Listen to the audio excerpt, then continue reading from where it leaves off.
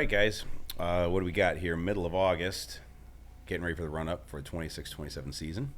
Today I've got Kyle Green from Greenway Outdoors and our guy Acart from Mississippi. Yeah.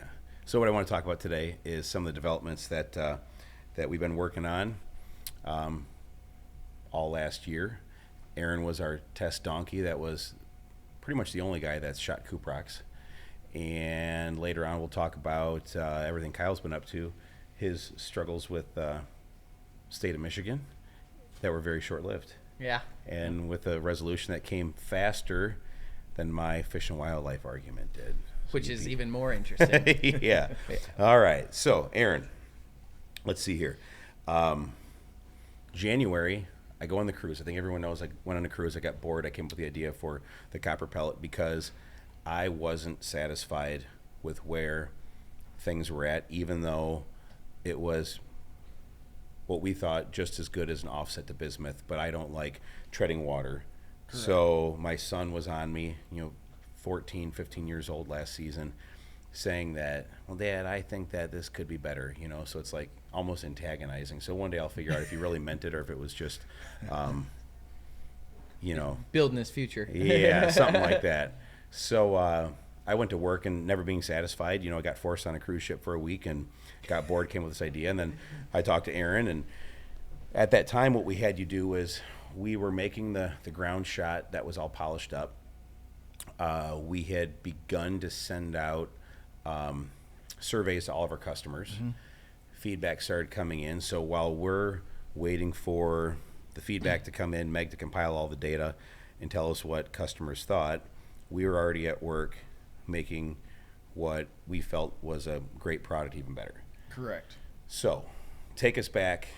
Did you shoot bismuth and Gen 1 copper side by side last year at all when you're doing a lot of your predominantly specs, right? That's your main thing that you go after. We shot a lot of specs, okay. Shot some snows in the mix of that, and then a lot of mallards. Okay. So we first started, we had the pre-production copper, which was the ground copper. Yep. Then I shot everything beside bismuth. So there was the pre-production, then there was I'm going to call it the Generation 2 ground. But before that, you're shooting, before that was even a thought, right? Because that didn't come on until January. Well, we had pre-production that released, then we had the truer spherical pellet, which was the War Chief that we did for Black Friday. That was November. Yep. This was all November. Yep. So we were testing everything alongside there. Mm-hmm. Then December hit. And you're shooting 12, 20, 28, or pretty much 12 and 20. And then what shot sizes? Everything was tested from 4s, 3s, and 3.5s. So, and then there's a certain, you like 12 gauge, you like shooting. I like 3.5s, and 20 gauge you shoot 4s. 4s, correct. Okay. Correct. So we won't talk about 28 for this. No, 28 was not. We weren't even in the picture for that. Because historically, you've always been 20, 20 or 12, 20 gauge. That's correct. Okay. That's all correct. Right. And then a lot of that based off of the design of what we were developing with our inside components of how this was all working. Yep. All right. So give us a rundown, like November. Let's not talk about what you did with all the stuff in January just yet.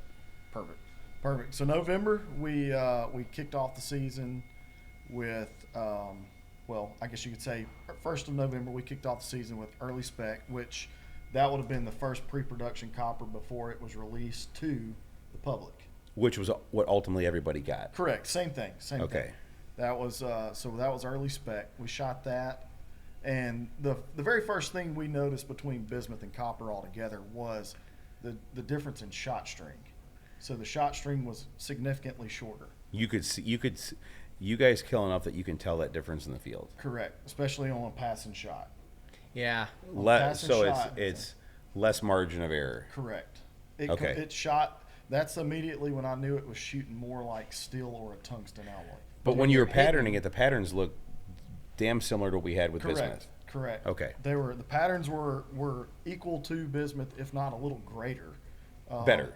Correct. Okay. Correct. Okay. Greater and better. Okay. I like to call when patterning. Well, I won't use that term because I didn't get this term until further on. So we shot it side by side at the pre-production in 1st of November next to bismuth. We noticed that the first thing was shot string was a little shorter. So we could generate really little less lead, but it kind of led to less margin of error. Yeah. Okay. So you're shortening leads up. Correct. And more 'Cause we're- pellets are hitting the birds though Right. Well, when they get there. And you notice that on cleaning. Yes. But what about pellets stuck in the birds? Were they? Realistically, we didn't see any difference really from legacy bismuth to pre-production copper. But obviously, you could tell the difference between bismuth war chief and War Chief, copper. War Chief was a whole different league of its own. The pre-production, and even now, legacy is just equivalent to the legacy bismuth, and that's at a lesser density, but same shot size. Half. So, half. Yeah. So we were Same shot size, same velocity. You're talking with a new CuProX stuff, or this is last? This was pre-production. Okay, This was so pre-production. you felt that short of it having a slightly shorter shot string, which might be a little bit less forgiving, it was the same. The same. Okay. The same. Yep. The only telltale that it was a little bit different was, call it that 45 plus yard shot. Okay. That's where we kind of saw it just petering out, and I don't know if it was due to choking or if it was just Because you were still using the same chokes you would for bismuth, and then what we found later on is you need to loosen the choke a little bit. Correct. So we were shooting 3 to 5 thousandths looser. I was shooting anywhere early season. Then I was shooting, call it a Muller decoy or our. I didn't even have our Boss Muller chokes then. So the decoy is like an improved cylinder. Correct. So you were I was shooting already between wide it. open. Yep. So you were too loose. I was between there and a passing. Okay. Okay. Or a Jeb's, call it a Jeb's 585, which I didn't shoot that much early season because birds are just too close. A 585 from memory. I remember the Jeb's chokes needing about 5 thousandths more choke to throw the similar pattern of any other brand that like Carlson's, all that. So that's Yep. like a 590 for Correct. everything else we've ever tested. This goes back 5, 6 years, Yep. 7 years. Yep. Okay. Yep. So fast forward, that was pre-production. Then we get the War Chief in. That was the new Black Friday stuff the that all Black the Friday program special. members got that. And this was all 12 gauge there. Yep.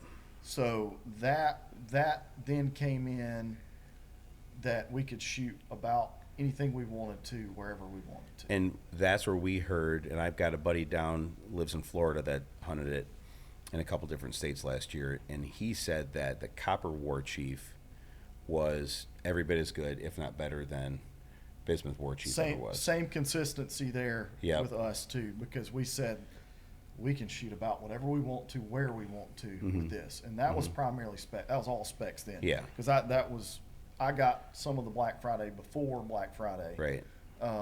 Because I wanted to take some of it to Kansas as well. Yep.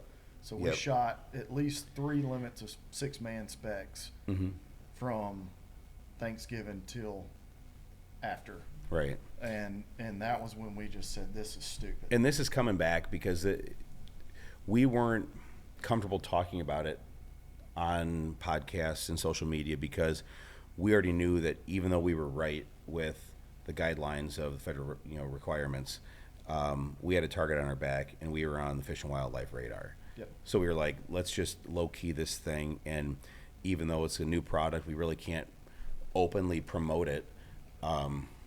We know it's legal, but we just don't want to thumb our nose at the feds. Going with the summary of like backtracking with that too, some of the comments and stuff too, as we've interacted with people online, I think what's neat is, and I try to explain this and use this analogy to people, is like when a new Mustang comes out and it has a bunch more horsepower than the one from the year before, nobody's like upset about it. And I think that it's important that everyone knows that as we are going through this big change with copper, which we were forced into, during that time, we were still making premium products we could put our name on, even through the testers and everything else, that like, if you buy a Boss shot shell, you're getting the best thing that is available to us at that moment, but we're always, always, always trying to improve it too. Yeah. Because I want people to know that too. It's not like we're just like, all right, it's for sale and we'll see if it works. It's like you're out there putting in the time to make sure it does. Well, and ahead of before time, you too. even got to Aaron or anybody else, we were shooting ballistic gel and patterns, and you guys have seen the stack of cardboard. It's like 8 feet tall of just patterns that we shot maybe since like January, and we were doing twice that much last summer. And that was any given thing that we wanted to try. Right. And then you get some internet hate where people want to talk about, oh, well, they use a different ballistic gel, 10%, 20%, fake gel. It doesn't matter. In my scientific brain, it's a standardized medium that obviously your 20% gel is made for high velocity rifle ammunition, right? So it's hard to gather data if you're going to send a rifle round through 10% ballistic gel. You can't find the bullet because it went all the way through it.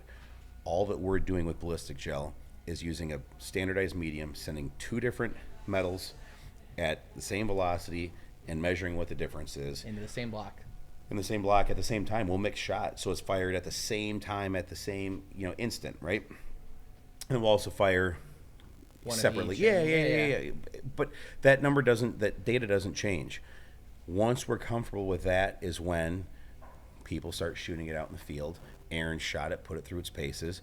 My son shot it, gave me all kinds of hell, right? Sometimes, he has bad days shooting, but it's my fault. Yeah. There's a perfect right. Yeah. So anyway, so we were quietly gaining confidence in the product. Meanwhile, there was a glut of In ammo. November. Yeah, this is November, last year, yep. and all through last season. A bunch of people stocked up. We had a bunch of inventory still on shelves. There was still bismuth out there. There was a lot of skeptics and critics saying that we were bluffing, that bismuth was fine, and that we can't get it, but why can everybody else? And we said, hey, it's because everyone else already had their stuff, and we're the world's largest consumer of bismuth metal for shotgun shells, like bigger than the big boys. Yep. And we have our thumb on the pulse here, and not to say we were right, but here we Not are. to say I told you so, but I told you so. There's a whole Now lot we're of talking steel. about it. There's hardly any tungsten, and there's nothing mid-density but copper, and we're the only ones that have mass production capability to do it. I went to Bass Pro Shop on Friday, and I made a video for you, and I'll show you the video. Maybe we'll even play it in the podcast, but I literally go through the aisles, and they just stock the shelves, and Yeah. I show what the pricing is, what's Yeah. available, and I'll tell you what, you look at some of the big competitors that have historically been the cheap shell, and they're asking $35 for cheap shells. Uh-oh. Yeah, And cheap nothing's steel, cheap too. anymore. Nothing's And cheap and anymore. the tungsten, there was like one box there, and it was 10 rounds. It was $120. It's like, it's like we're the only ones that have the high density now. Yeah. It's Well, pretty I like to interesting. call it mid-density. It's kind of like Mid-density. Goldilocks. Yeah. Right? Yeah. And that's the thing. We're not going to say that this is something that it's not. We're confident saying that we've done enough testing, comparing it to bismuth, comparing it to lead, that when we said back in 2018, the days of lead are back for waterfowl hunting, in that kind of tongue-in-cheek way of being non-tox. And it's absolutely true. And it's even more so now than it ever was because of the development that we had going back and forth, rapid fire R&D with this new pellet. So let's go into that. I get off the cruise ship, I make the pellets, and we start from the basics. We basically give you cut wire. We took wire, we cut it in chunks. Yep. Then I took some and we called it moon rocks, which was basically blasted like a meteor, right? There was no spherical shape to it. It literally just looked Like a block. asteroids or Like a block. craggy rocks. Yeah. And then we did Moon Rock 2.0, Correct. which was a little bit more refined. Correct. And then I gave you the CuProX pellet. CuProX. Yep. Okay. So we were kind of throwing shit at a wall just to see, let's prove and disprove certain things. So what I expected to see was, well, the first time we fired cut wire, it's aerodynamic as a school bus. Correct. Right? But it patterned really tight, like 10% tighter than our ground pellets at the time. Like, why in the shit is it patterning this tight? Well, drag, right? Such high drag, it slows down. So it can You stay shoot straight. ballistic gel, and you take the same chunk of copper that's going to weigh the same as, say, a number 3, but you leave it shaped like a piece of cut wire, and it goes 2/3 the distance in ballistic gel. So we thought, We even this found could, some that bounced off. yeah, this could be something that works really, really, really good for just birds over decoys. And you shot stuff, and you could see, you sent pictures, maybe we can get them in post here, of what, you still have them, right? Of what the damage was to the tissue Jeez. with cut It's wire. like hitting them with bricks. Traumatic is an understatement. If that piece of cut wire went in sideways, you could see the way that it would go, and then it would tumble in There was wound channels the size of my pinky. from a number 3. From a number, everything was tested. Everything was tested as a number 3. That way we did not have to change because For we were in good stuff. 3.5 production, so we were always making 3s and 5s, and that was the one thing we could constant from geese That's to right. ducks. That's right. So everything was in a number 3 diameter. So it created the most trauma, but also had the shortest range. Correct. So then we did the moon rocks. It was like the 30-30 of for rifle bullets. It's like So, throwing a slow brick. It's funny. Yeah. It's funny you say that because the lethality range was about 30 to 35 yards tops. So 30 yards on a goose, 35 on a duck, and then it's Yeah. Yeah. And when it did it. oh Right. Yeah, it it's did. like a 30-30 rifle. Yeah, the Yeah. lever action It's rifle. funny you say that. Yeah. Yeah. So then we tried moon rocks. Moon rocks came into play. And moon rocks still weren't on par with lethal range as ground copper. Correct. Because due to the constant, the drag, it was slowing down too much. On ducks, it was fine. It On would ge- still penetrate and have massive, not as bad as cut wire, but you'd still have very pronounced wound channels. Yes. So that's what we're thinking. Like, wait a minute here. These smooth round balls that we're making, there are early reports going through that you'd get like the snow goose phenomena, that you'd end up watching a bird fly 50, 60 yards and then fold up and die. Yep.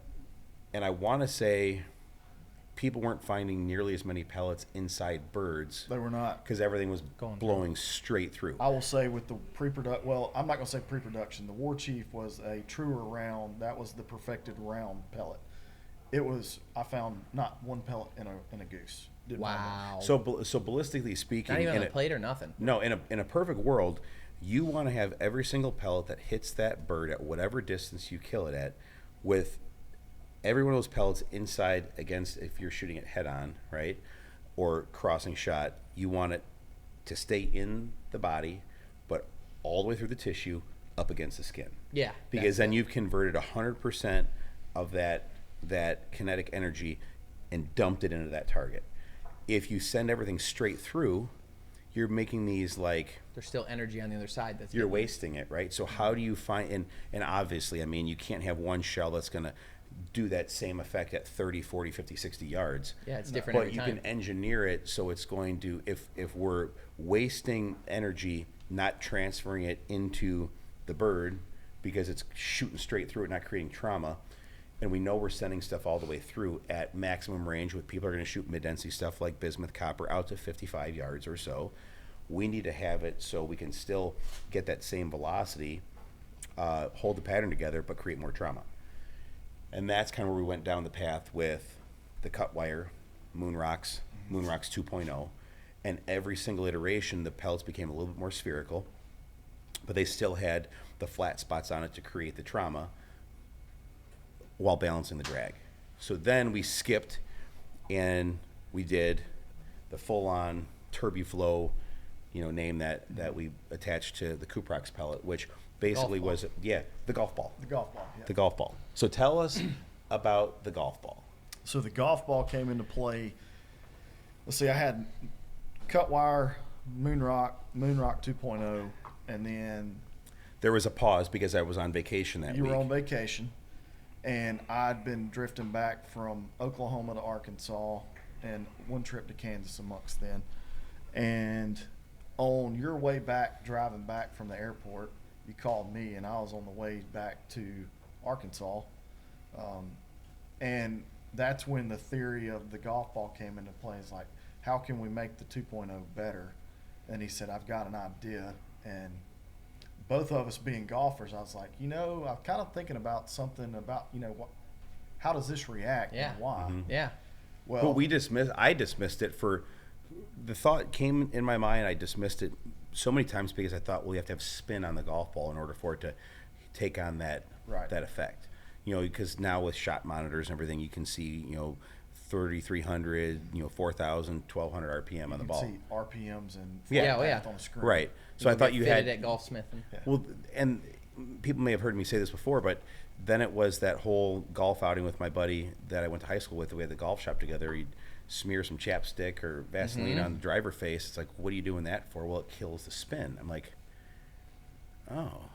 And the ball goes crap. straight. Yeah, that is true. And then it Thinking, goes straight. Wait a minute, because it spins less, but it still cuts through the air. So then I looked at a dimpleless golf ball, And Titleist did a Pro V1 with no dimples years ago, and the guy, they had like a professional golfer from over in Europe that couldn't hit a driver like beyond 170 yards. Because it didn't have the It dimples. didn't have the dimples. Right. But then you Knuckles get does this number. yeah, and it goes all over the place. Which is what every other shot, including what we were trying to create, that's what they had. So then, why is it that we can get better pattern uniformity once we start dimpling these pellets? And why are they going deeper in ballistic gel compared to the smooth pellet when they weigh the same and they're fired out of the same gun at the same time? And this is a thing. It's like a leap of faith for people that don't track with physics and math. Right. Right. And I was really, really good with math. I was really, really good at science. So it makes sense to me, and it causes a lot of frustration for me to have conversations with people that don't want, they just want to say, well, it's not heavy enough. Yeah, it's all about density. And then density, I started It is. saying it's not Density- my fault. density is- Density is the only piece of the math problem you understand. That's what I Right. started saying. So then the other thing is like, okay, well, I understand your density and force, equals, mass times velocity, blah, blah, blah, blah, or energy. But we have to calculate this in a real world environment, not in a vacuum, and you have to assign drag. Right. What does drag do? And back to shot string length, people don't, this is like a light bulb moment for me, and it took me running $30,000 weekly rental for like $400,000 worth of high-speed camera equipment. We shot in my backyard with Joel Strickland back in 2022. Got the cops called on us. All kinds of crazy shit went down. Wasn't your mom who called it? She was one that called the cops. Then we noticed that tungsten and steel had super short shot strings. Lead and bismuth had really long ones. We're like, well, why is that? Okay, well, the pellets are deforming, right? But until you tie the whole thing together and you realize we shot ballistic gel, and the very first pellets of copper-plated bismuth that hit the gel went the deepest. And I'll be damned if the ones that came at the very end of the pack went the shallowest. Well, So that why you've got is the that? shot string. Front of the shot string is penetrating Lead the dog. deepest. The ones at the back aren't penetrating as well. just like NASCAR. The guy Yeah. up front's moving the fastest, the guy in the rear is moving slowest. Right? So that is why the shot string is longer. So what would you rather have? An ounce and a quarter of pellets that are traveling with a shorter shot string, each one of those pellets having more energy because they're moving faster, and they're moving faster because they're lower drag.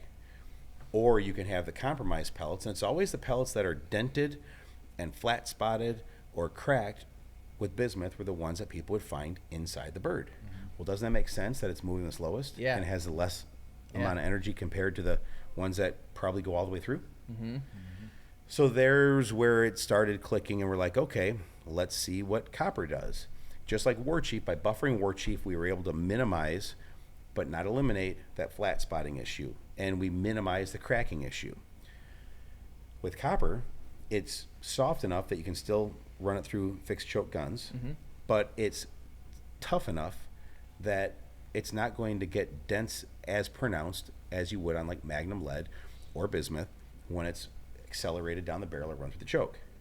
Furthermore, when we create these little micro flat spots on it, we pulled pellets out of ballistic gel.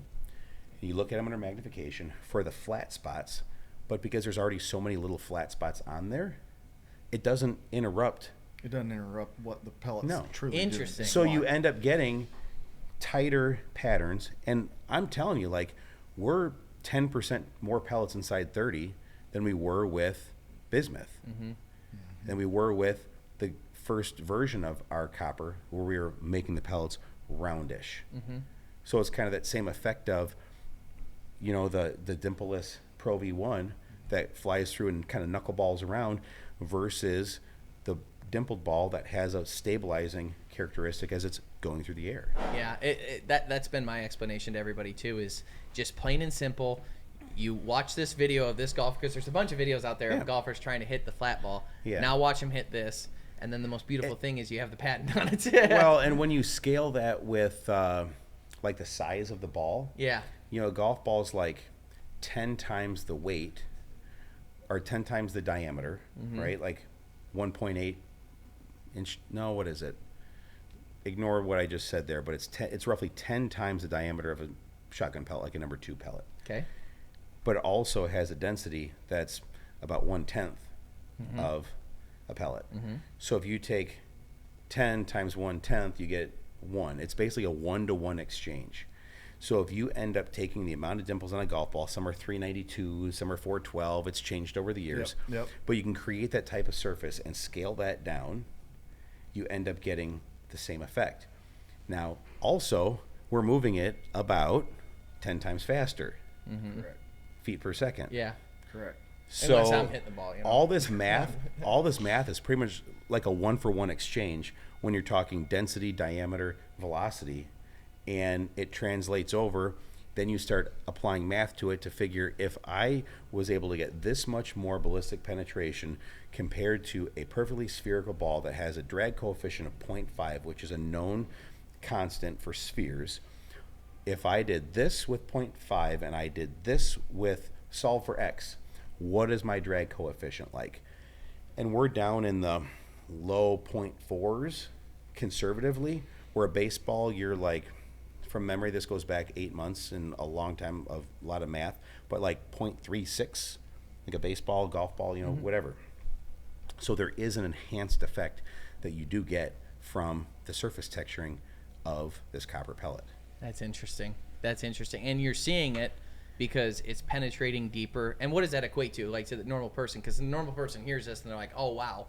What it equates to is the air moves around it differently, so it's able to hold its velocity and actually More continue energy. with its energy downrange. Right, it's more lethal range, and right? it penetrates more. Yeah. And we put it, one of the things too, and we tried to make these videos to be as transparent as possible when we were doing the marketing videos around the stuff. I'm literally like, just point the camera at it so people can visually see it without any. We don't want this to look like a commercial. We want people to get it because at the end of the day, it was outperforming our bismuth. Period. Well, and a lot of people just want birds dead, and I want to eliminate cripples. That's one of the reasons why we started Boss in the first place. Was I hated crippled birds, and I had a kid that I wanted to get into the outdoors, and I had, the entrepreneurial spirit to like start something cool, and then it took off. And again, it's all conservation focused for me. Like, honestly, it is. And I know that it can be like dorky or nerdy when we're talking about applying science and math and physics and this, and some people call it bullshit, and maybe it doesn't need to be that technical for it to work. But for the 1% of the guys, I'm a 1% kind of guy. Like, I like getting in the nerd shit and the nerd science. It used to be like, if you're going to be a dork in school, you're not going to be friends anyway, so who cares? Might as well get smart. Right. And I don't care what people think about, oh, Brandon's a dork. I don't care. I'm making cool shit that a lot of people like. So if you don't care about the math, at least you know that there's someone that actually did it, that performed it, so you know that you've got the most capable, lethal thing out there. Density for density or dollar for dollar. Dollar for dollar, especially. Oh, 100%. I went to Bass Pro Shop and looked around and saw what they had, and it was all steel or incredibly expensive tungsten. 10 rounds for $120. Yeah, I mean, it's not reasonable.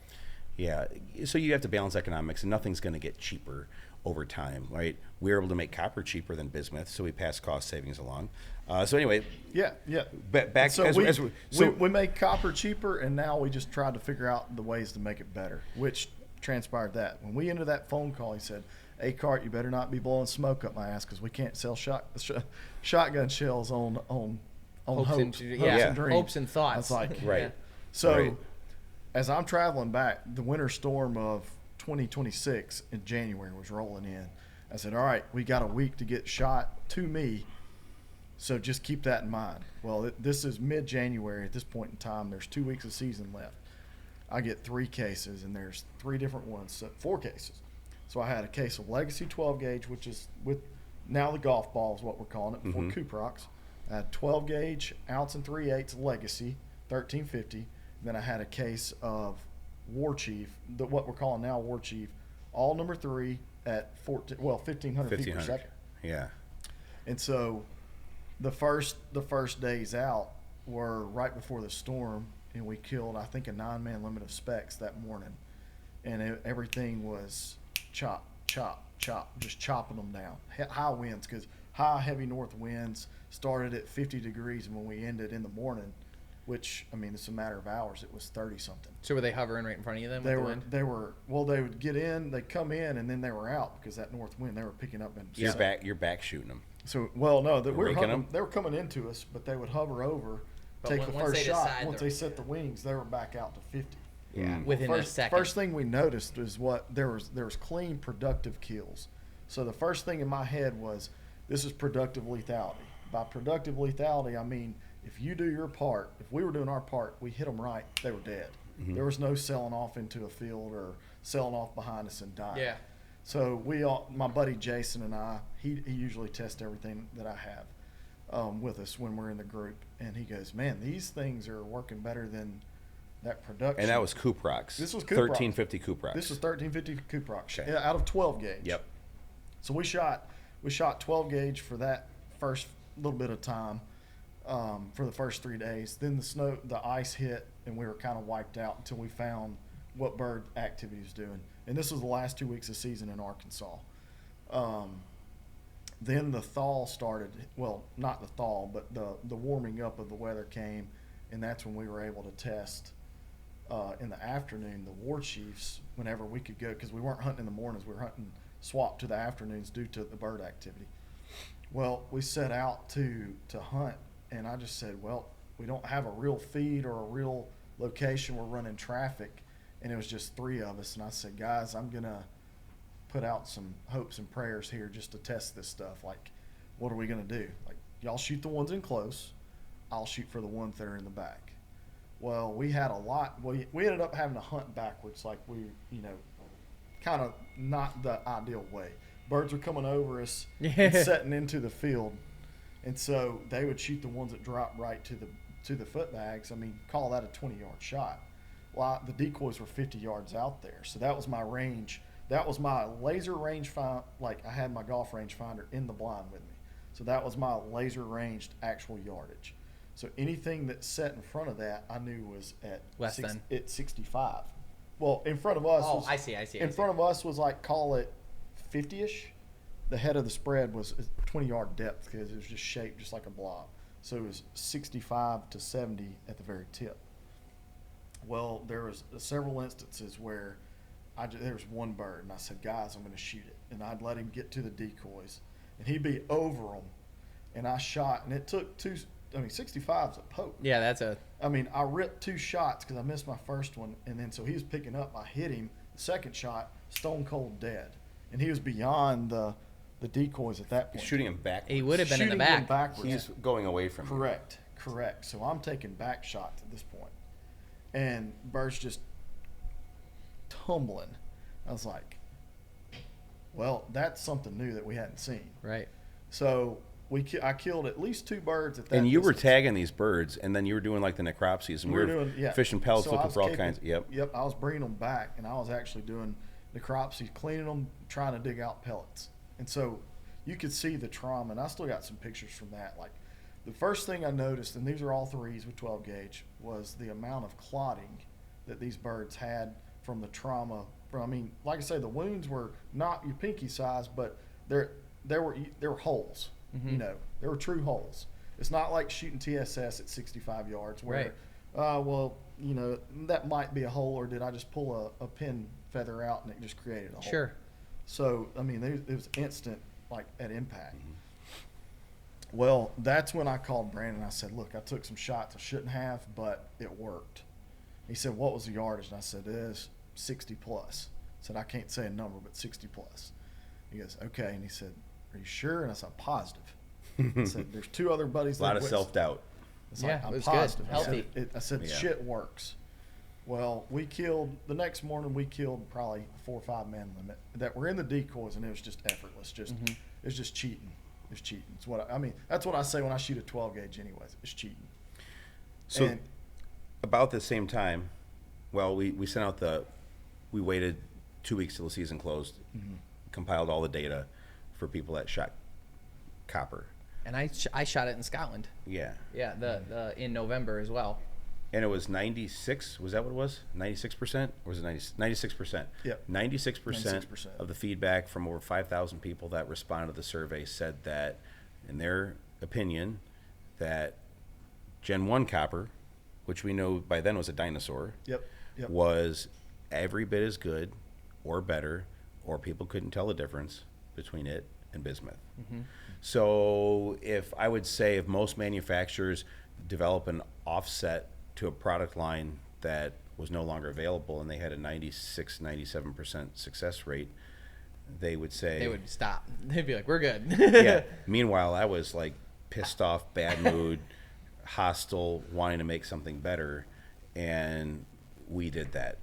It's like copper on steroids. Copper on steroids. I mean, and alluding back to Generation 1 copper. So not pre-production, but November production after. I take care of all the technical questions that come through the company as well. And a guy out of Missouri called and he said, "Man, I can't get this stuff to perform. Like, I'm having trouble." And I said, just hear me out. He was kind of having doubts. Like, he was just, he thought he got because ripped people off. think, hey, this doesn't have the density that bismuth does. Yeah. So they go in thinking it's lighter. And he's Right. hunting up there. He's like, It is lighter, but there's that that's give the and only take. thing they're thinking about. So what you can do is, if you can keep that pellet rounder, you lower the drag, you retain the velocity, you retain the energy. That's where you get that equal performance using a lower density pellet that is harder, not because it hits harder, because it deforms less. It's just physics. Yep. It's just physics and math. That's it. So this particular gentleman, he had my personal number at this point in time, and I told him, I said, "Look, hear me out. Just try one more thing that I'm going to suggest, and if you don't like it, then look, we'll figure something out." Because I mean, he was legitimately like just concerned, and I said, "I feel like you're shooting too tight of a choke," because I think he was shooting somewhere like almost to the extra full side of things. He said, "I can't kill birds at the distance that I was killing with bismuth." And I said, "Well, what chokes do you have?" And he had like I think it was a 685 or somewhere in that range where he was shooting, and he said he had like a 700. So call it improved light mod modified. I said, back off to that and just see how that works. Well, a couple weeks later, he texted me back. He said, "Man, I owe you an apology." Yeah, I said, "What's up?" And he said, "I instantly backed off of the choke constriction, and then I played with another choke that was a little bit tighter, called an improved mod." He said, "And then I started killing birds at further distances on the water than I'd ever shot them with bismuth." He said, "So I owe you an apology for being crabby with you and not really, trusting your word and believing you." And he said, "But now you've made me a believer." And he said, "I Nice. appreciate that. And I owe you an apology for being the way I was." I was like, "Man, I don't try to push that on people, but if we're here to help, because me personally, I've done a majority of a lot of this field testing in the field with everything from Back in the War Chief days. in too, the War Chief days, and this is This is 2018. Like you were. That's how I we helped met. develop the 20 gauge load in the very beginning with Brandon. Because at first we were making him 1250, and he's like speeds him up to 30. This is like 28 fall of 18. We had just started. Yeah. And there's this guy on the Boss fan page that kept on shooting tons and tons of patterns and buying all kinds of ammo. And it was like Facebook Messenger. Then we started texting each other. And That's then, how you like, guys met? Yeah, and then I That's felt so funny. bad that this guy was buying all this ammo to like shoot all these patterns with and post them on the Facebook page. I'm like, hey, let me at least give you some of this stuff back so you can kill shit with it. And then he was insistent on making that damn 20 gauge 1350, so I did. And it set off the chain reaction. He became an admin on the page. And then, he got promoted to an unpaid admin position on the Boss Shot Shells Facebook fan page, whatever. 8 years later. Yeah, 8 years later. 8 Yeah, years now later. it's been a full-time gig, and he takes care of all of our outfitters and handles all the customer interaction stuff with like in the field, and it's been the test donkey with everything ever since. And that's the love thing. that's Like how it's you kind of met. like anybody that knows music. You had Bernie Taupin and Elton John would. One would write the lyrics, one would compose the music, and Bernie would come up with the lyrics and give it to Elton, and so it's kind of like that. Like they wouldn't even talk to each other. Yeah. Right. So I don't want him telling me how to build a shotgun shell, and I'm not going to tell him how I want it to perform. There's that distinction of you do your job, I'm going to do mine, and together we're going to make something that is good, even better, and then continue forward with it. So, And what I also found, what I wanted, this is the term I was alluding to earlier, but I wasn't going to say it, because what I discovered with the CuProX was Brandon said, "Okay, now I hadn't even patterned it yet. I just shot it just strictly right out of the case through the same setup I was shooting bismuth from. That same gun, tested everything, the same setup. Well, he said, now go shoot it. Well, I shot it at 30, 40, and 50 yards. And the equal thing that I saw between 1350 and War Chief is you had that really dense pattern.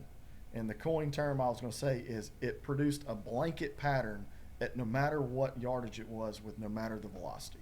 Mm-hmm. Now, with the War Chief compared to the Legacy, it opened up around a little bit. 5 to 8%, depending on, but it's moving 11% faster. Right. So Correct. you're gaining efficiency. It's not like it's diminishing returns. That the more you speed it up, you end up losing the pattern. Right. We are losing the pattern, but not at half the rate that we're gaining the energy. Correct. So it's a worthwhile investment. It's like spending, if you have an investment, you spend $1, you're going to make $5, and then hey, the market changes, you're going to get $1. Well, now here you're still getting 5% return on that same investment at longer distance. So it's not until you're losing money or you're losing pattern do you say, hey, we went too far with this. Right. If that makes sense. Yeah. No. And so what I was seeing is, and I was using an unworked gun. So this was the original A400 Extreme, not the Extreme Plus. So it had it did not have a length enforcement cone. And I patterned it with our War Chief Muller Boss choke. The OG one, yeah. The OG. And at, the test constant on patterns is 30-inch circle. Well, I think I was around 92 at 40 with the Legacy, and I was around 84 to 86 at War Chief. Now, back up 2018, we were happier than hell to throw 70% at 40. Yeah. Correct. Back up to 2026, and the other guys are happy to throw 70% on the paint right now. Right. So even we backed up to 50, and we were still seeing high 60s. But outside of that 30-inch circle, Uniformity is awesome. That's where I coined the term the blanket. Yeah. Because no matter what, you were covering the bird. If you did your part, you were covering the bird. Yeah. Mm-hmm. And outside of that 30-inch circle, I knew. Jason and I both knew because we shot his SBE2 Benelli with a Jeb's choke 685, and then I shot my A400 with the War Chief choke, and they were within just a few percent of each other's patterns, but the uniformity and consistency of each shell at each distance is just unreal. That's pretty cool. It's almost like, everyone goes with a 30-inch circle as the standard, but if you could have a uniform pattern across a 40-inch circle, that's... Well, that's kind of... it's like... There was I had this half-baked thought of say your decoy choke. Yeah. That's going to give so many pellets per square inch, over a larger swat. Correct. So you but if have a duck more forgiveness. can't get away in there, then it Right. still counts, right? Right. It's like... Right. So it's not everyone wants to throw. What I like about it is how versatile it is because you can get it to open up. And then also, though, with War Chief, the way that's built is you're not going to get that. That's not a shell that you're going to want to shoot regardless of the choke because the way we design the wad, you're not going to get this wide open pattern at 20 yards shooting War Chief. It's not engineered or designed to do that. No. So if you're like, I just shoot everything in the decoys, but I want everything dead, then settle with Legacy, loosen that choke up, have all the forgiveness that you want, and go have fun. Yeah. The very last, I say is the day before the last day in Arkansas. That's when it broke the straw. It broke the straw for me that this shit is just badass. Yeah. We took out the case of 20 gauge. That's all we had left as far to test. And there's still ice on the ground. There's this open ditch, this reservoir ditch that had been piling up with birds. Well, there were 7 of us that went out there, and I just took all the cases of shells and said, all right, whatever you're shooting, just grab a handful. Yeah. Well, my buddy Bob and I, which is Jason, we were shooting 20 gauge, and then maybe one other person was shooting 20 gauge. Well, some people moved on to one end, and we moved to the other end. Legacy or War Chief? Legacy. That's all we had. The 20 gauge Legacy. We did not. The War 20 Chief gauge War Chief was yet. not even a thing yet. Yeah. And these birds would come in there, and they would just slap them in the face. It just knock them straight down, nothing get up. And we were hunting water that was 15 yards wide. Right. But we were on a hill, so whenever they pick up, you were shooting them. And then we had ground was frozen, so if they flew out, you could still shoot them and just walk out there on the ice and pick them up. Well, we stepped some off that were 45, 50 yards out there. I thought, we just killed I think it was 37 birds, 37 ducks from mallards, gadwall, teal, primarily your puddle ducks that were there. And we had no issues whatsoever on any duck that came in. Like, if we saw it and we thought we could hit it, it just died. Yeah. And I said, yeah, we did some good shooting, but I mean, I did have one round of tungsten in there that I said, well, I'm just going to throw up a prayer at this spoony that was hauling. And I shot, and I was like, dang, I missed it. Then it fell. And then it fell. Yep. Literally 200 yards on the next duck hole that was over in the other field. That I was like, well, we didn't have that issue when we just sat there and shot the CuProX. Right. Because those small pellets just went right through it. Right. And never bled out until literally 200 yards away. Mm-hmm. I think what's So it's like, yeah, tungsten's very lethal, but at what expense? And now if this was not a single farm, we would have never been able to collect that bird because it would have been in another zone or another thing. There's Or no in a telling where refuge if you're hunting. another Right? Which we'll get into You got to be next. real quick. You got to be real quick going to get it. Yeah. I think just for everyone out there too is I have a unique, glimpse at you guys and getting to know. And I was like, it's so funny to me to see people interact with you both on the fan page because it's like nobody is more critical and more mean to themselves than you two. So it's funny when people come after you guys and say Oh, like they don't this and have this. shit. Be like, bro, we already thought of everything you can think went wrong. I've already thought of, and it's like every product that you guys make, you hate it until it earns some sort of respect with you. Right. Where you're like, okay, now you can be It's part a of curve. us. Yeah. Everyone's a pessimist and they hate you. Yes. Then they grow to love you. Then they try and it. Then what happens is you get to be too popular and then everyone starts hating you again. Because you got too popular. Yeah, I just want to get to be like, I want to be like Dale Earnhardt. I want Boss to be Dale Earnhardt status in the ammo world. I don't want to be polarizing like Jeff Gordon where everyone loved him and they hated him. Love or hate. People still love Dale. Yeah. Right? And that's where I think that, we're pouring our life's work into this, our heart and souls from the engineering side of things, production side of things, Aaron grinding out in the field day after day after day, gathering all the data for us. Like, I can't think of anyone else or any other group, not that I compare ourselves to competition, but no one else has what we've got. Well, I've talked to everyone, they don't have the passion. I'll tell you that. And one thing that what motivates us is the people that buy the product, that send the messages. I get random messages in my messenger feed and through social media all the time about people just singing praise. It's like, thanks, man. Like, I appreciate it. And even though the answers may be short because I get wrapped up in other things, I read everything, I see everything. I use the positive stuff to say, this is why I do this, because I love making people happy. And the people that want to throw hate at us just fuel me to do even more to make the people that love us even happier. Yeah. And it's a perpetual thing that. Well, the good news is you left out a step because What's that? Tom Brady eventually.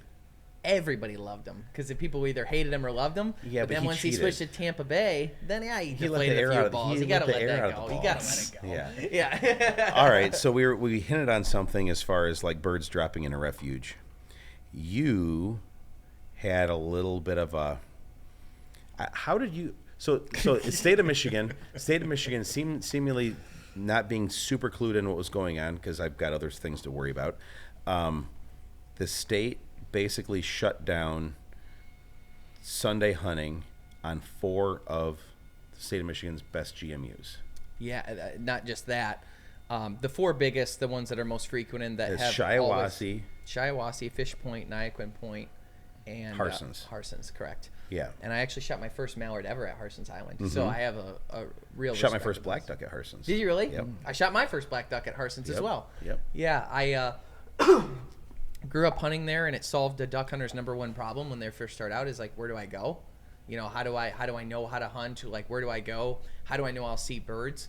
And to get people into those managed waterfowl areas, you see people that are on their very first hunt ever, and I've got plenty of stories from that experience. For me, my first duck hunt ever, I had no idea what I was doing. My dad didn't duck hunt, so me and Jeffrey went with a boat we saved up for. We bought on Craigslist for $112. It's like that we split our allowances to buy. So it's like and we all have those stories, but it's like those managed waterfowl areas. You see people like that, and then you see the old timers that can't go anywhere else. That's their only opportunity to duck hunt now. And then you see the weekend warriors and the people that are serious about it that go there a couple times a year as well. It's just a There's great something place. for everybody there. There is, and it's like it's the church of duck hunting in the sense of like it's the place people gather.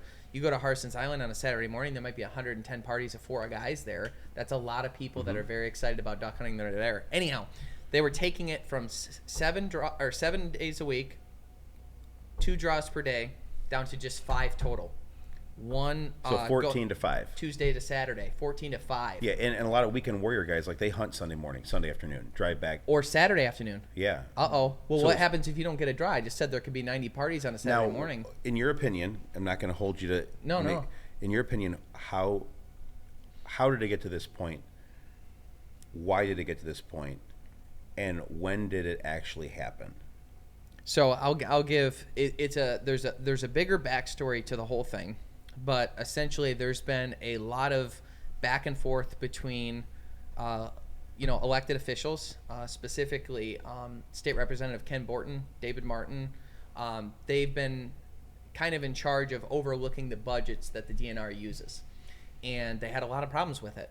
And if you talk to the Department of Natural Resources side, they will tell you that the cuts that took place and all the parameters and cuts that took place by these guys was unfair and terrible, and because of that, they have no money. If you talk to State Representative Ken Borton and David Martin, they will tell you, hey, the culture of the Department of Natural Resources was becoming, as Ted Nugent says, jackboot thugs, who were. It was basically a police force, and that was the main thought process, as opposed to being biologists and people that cared and having a general interaction. And Ken Borton has an interesting story too. His wife had a bird feeder. I don't know if you know this story, but so she had this is what started like the whole thing actually as a bird is this feeder. they were baiting? Yeah, because they had a bird feeder out, which is not baiting, but they were saying so.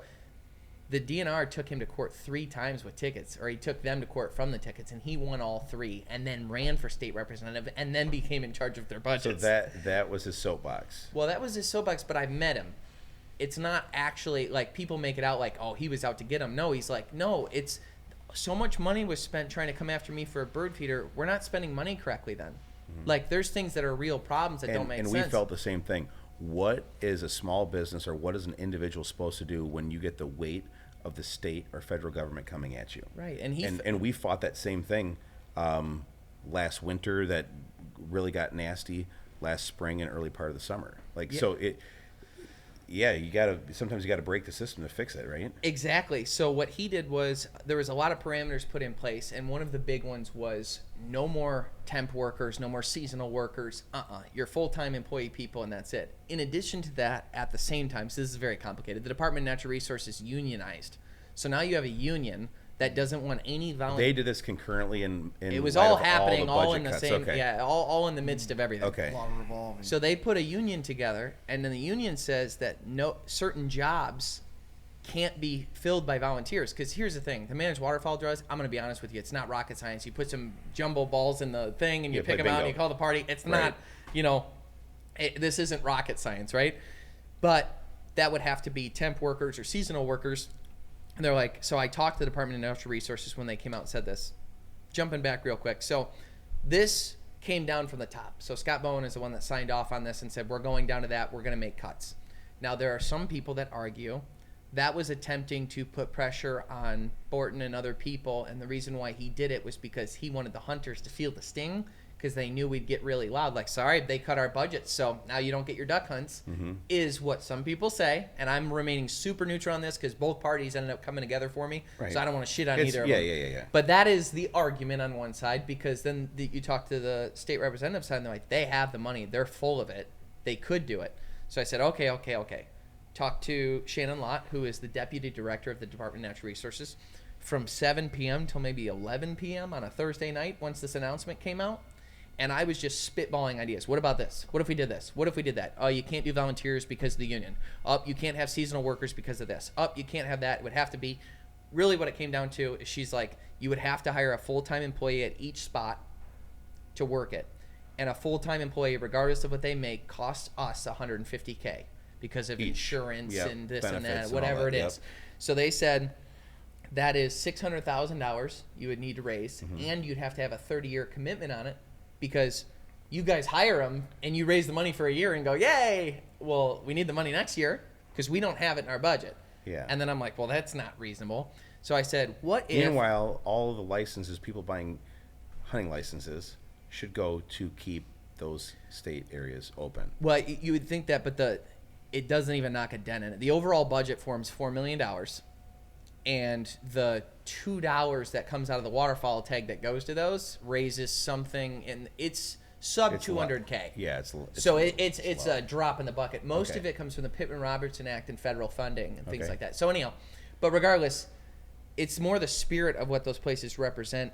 They are the good. Ken Borton can agree. The Department of Natural Resources can agree that is managed waterfowl areas and the unity they create, and the DNR people that work there that helped me when I got stuck and they had to come tow us in out of the swamp. And like, those are the best of the Department of Natural Resources. That's what you want the DNR to be. In our experience with the feds, like, the field guys were the coolest dudes out there.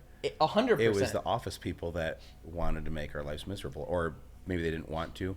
I don't want to put words in people's mouths, but that's how we felt. It's what it seems So basically, like. you ended up taking two groups that wanted to gouge each other's eyes out. Yeah, so I had conversations and brokered a deal. 100%. But somehow you raised $80K to pull this off. In all that, and I think you did it in one day. It was, the money was raised in a day. So how did we get to 80? How did we get from 30 years at $150K per person, $600,000 for 30 years to 80? So I said to Shannon Lott on the phone, and she'll attest to this. I said, okay.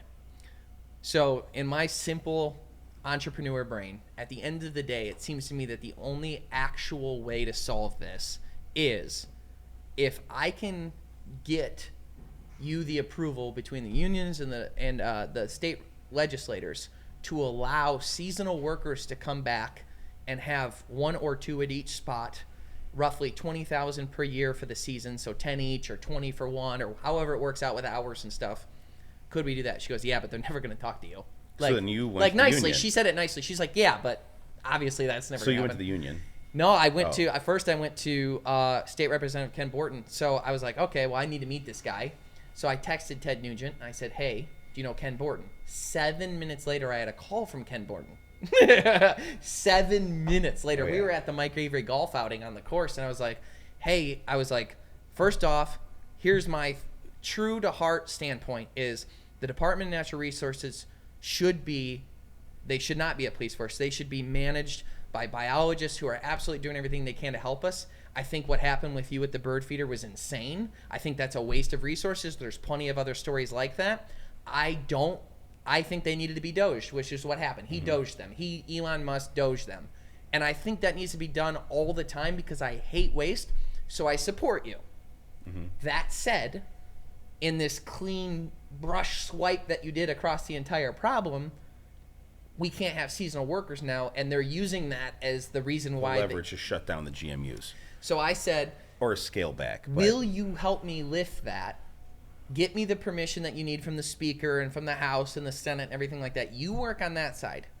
I can work on them because they're not really talking at this point. You know what I mean? Right. I said, I'll work on them to get them to guarantee me that if we pay for it, they absolutely 100% can only use that 80,000, 20,000 to each unit, and the draws go back to 7 days a week, 2 per day, and then we'll give them money. Well, I kind of put it in a position, and again, not to be political, but I put it in a position where I'm like, and if they don't accept the money and do that, we'll make a video about it because we would obviously have to tell everyone. Yeah. Okay? Yeah. But in a nice way. Yeah. So Shannon comes to me. She goes, Kyle, I love your enthusiasm. I want to help too. So everyone needs to know that. The people that I work with at the Department of Natural Resources wanted to help us for the duck hunters. The people I spoke to wanted to help us. There's always one, though. So there's always one. So, and they were very helpful. So I said, okay, good. We're good there. So I get Ken Borton, and he goes to work like a madman. And he worked as fast as I did. 24 hours, 48 hours. He had the Speaker of the House. He had everybody all in line. Everybody was good with it. And he's like, I don't think we need to have a joint committee. And he's tough, too. He's tough with them. He's like, I assume we wouldn't have to have a joint committee and have everybody testify and all that stuff. I'm sure we could just do that like this, right? Well, what are they going to say? The DNR can't say anything. No, we don't want the money. No, we won't do it. So, and again, the people that I spoke to were very kind and very excited about it. So I go, okay, we got to raise the 80,000. And I'm like, okay, we could get 20 here. We could, I've got, great partners and stuff that I know would support this. I also have, different connections. And I ended up meeting a guy named Brian Cease. It's not Sice, even though that's what it looks like. Brian Cease, and he runs a lot of the stuff over at Shiawassee. He runs their conservation organization. They've got a ton of members, probably 500 members. Great people. They are obsessed with Shiawassee. They take care of Shiawassee. They've made it the absolute best managed waterfowl area. Oh yeah. So he goes, we're in for 20, and I'm going to connect you with everybody else at Harson's, at Fish Point, at Nyaquin Point, everyone else. He connects me to the right people. We jump on the phone. We go through it, and everybody's just grateful because my understanding is they all told me that all of them have tried this path and it didn't work. That they don't know how I got through to so-and-so, and they don't know how I got through. And God bless them for that. You know, I'm not saying it wasn't how for great I am. But they were trying. Yeah. And they're like, I don't know who you are, but you are now our patron saint. That's what they come. It's like, okay, great. So they chipped in. Then I talked to the people at Harson's who had a million questions for me because they're confused about how this came about, because they've been pitching this for years, that they're like, we'll just cover the person. I don't want to risk the managed waterfowl areas or rock the boat. We'll cover it. So they're like, heck yes. And then the people from Ducks Unlimited, to their credit, called me and said, hey, we're in, what do you need? And I was like, probably 20, maybe 30. Hang on, they called you? Mm-hmm. Weird. Yeah. They called me quickly, too, by the way. They called me, left a voicemail. I had to call him back. Guy's name was Kyle. And he's like, yeah, we'll be in for 20. Then Delta, same thing. They call me. They're in for 10. So then we had 20. And then we had the Duck Hunters Association of Michigan.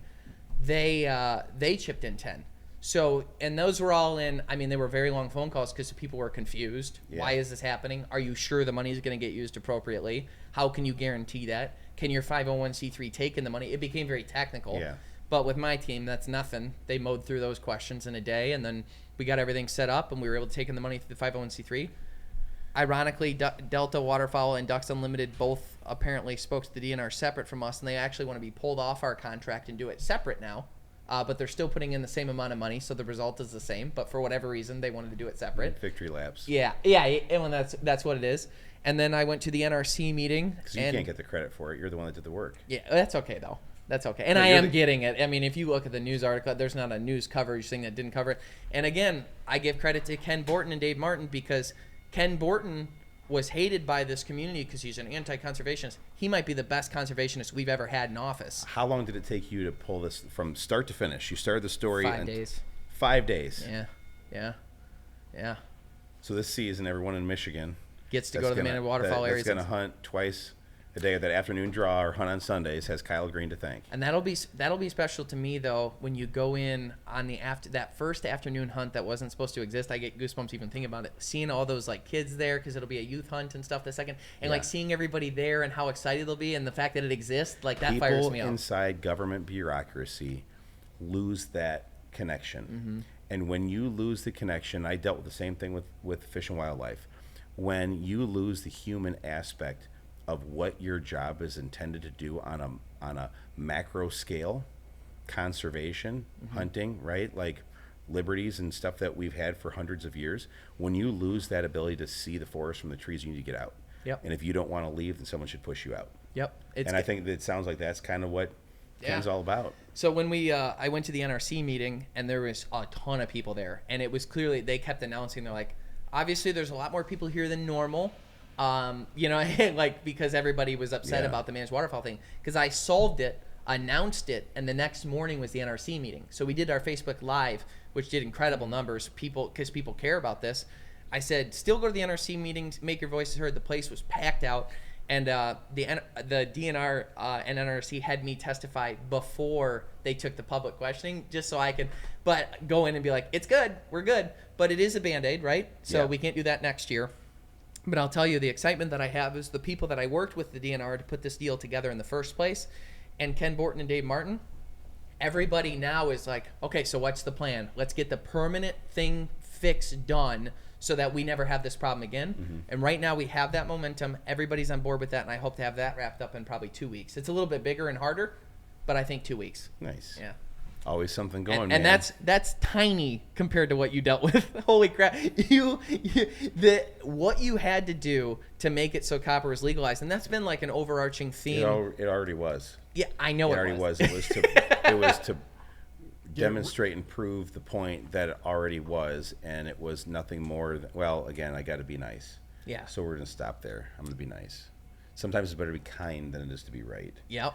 So I'll be respectful. You know who told me that the other day? Huh. Which is really funny. It's Ted Nugent.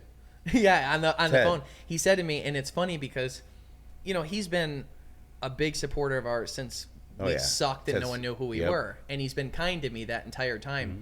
And he's like, when you go in and speak to this person, be calm, collected, and professional, but don't take any shit. And he's like, but I'm like, you're never calm. You yell at everybody. He's like, you're not me.